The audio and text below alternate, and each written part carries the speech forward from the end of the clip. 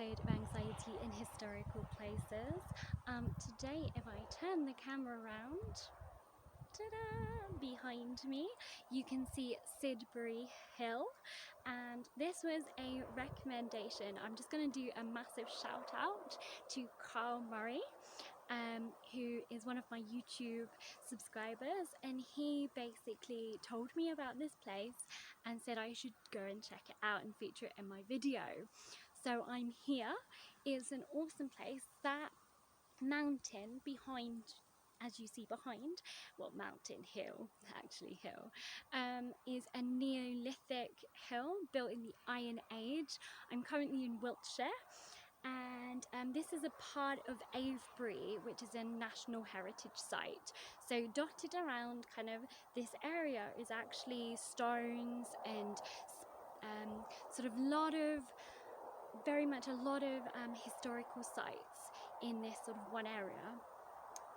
So there's a lot for me to kind of do and see here, so I'll be back.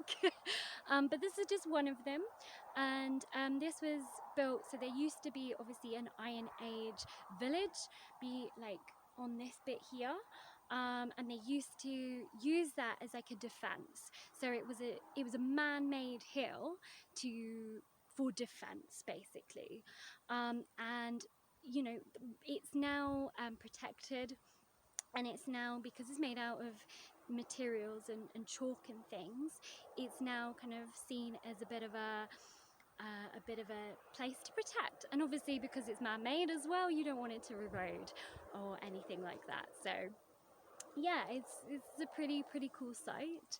And then kind of behind me here is some more sort of rolling hills, but these aren't man-made. These aren't man-made at all. But you've got quite a lot here to kind of explore. So if you would like a day out, I do suggest coming here, because it is a very cool place to come, and it is almost like stepping back in time, to be honest. You know, there's just tracks everywhere where there's hardly any people, and it's a place to kind of get away. And it's quite, I mean, yes, there's a road there's a road right behind me, so it makes it not so quiet, so I do apologize for that. Also as well, again, it seems to be windy which I don't know, it just seems to be happening now in every video. But I do try, I promise. But anyway, I'll talk to you today about my 3 tips. So my 3 tips for today. My first one is to ask yourself, how likely is your worry to come true? Now, obviously we are creatures of past experiences, and if you have had a bad experience in the past, chances are that's what you are relaying and bringing into the future. So really ask yourself, give yourself examples of past experiences or other evidence to kind of support that.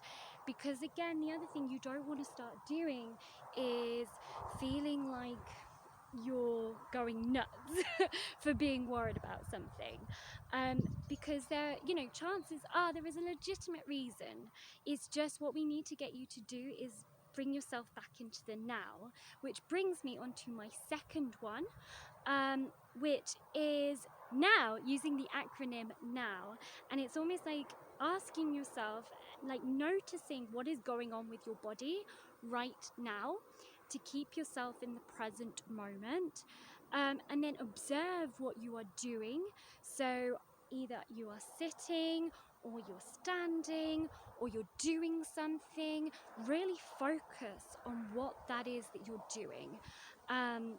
Try to kind of get away from the I'm thinking aspect. Just try to concentrate on what you're doing physically. And then the third one is the wise mind, which I know you've heard me say about a million times as well. So what shall I do now? Think about what it is that perhaps you want to do. Think about what it is you want to do, how you want to get around it. So, try to ask yourself questions to keep you grounded and keep you in the mindful, not mindful, but keep you in the present and in the present moment. So asking yourself those 3 questions is actually really helpful to do that. So that's tip number 2, not 3. I'm cheating. So then I can't even speak now. Tip number 3, there we go, is to tell yourself that again, this is temporary. This moment will pass. And again, use that as your mantra. Go through and say, I've got this.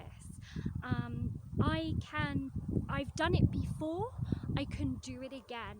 So say for example, if you are worried about something, and the thing is you can also use, I'm just going to say this now, you can also use these 3 things for depression as well as anxiety, because all 3 of them will be very helpful to you in certain things. So you can actually use that for that. And the thing is, if you repeat it and repeat it and repeat it and repeat it, you will start to believe it. But the thing is, you have to repeat it. You can't just go, oh, I've got this, end of, because that won't stick. You need it to stick into here. And you know, the other thing is, if you are a visual person, write it somewhere, put it literally everywhere that you can think of. So those are my 3 tips for today. I really hope that you enjoyed this video, and I really look forward to trying out new places that I've never been to before. So thank you again to Carl for this amazing place, as I wouldn't have come here otherwise. And I hope that you will have a really good day and a really good week. Bye everybody.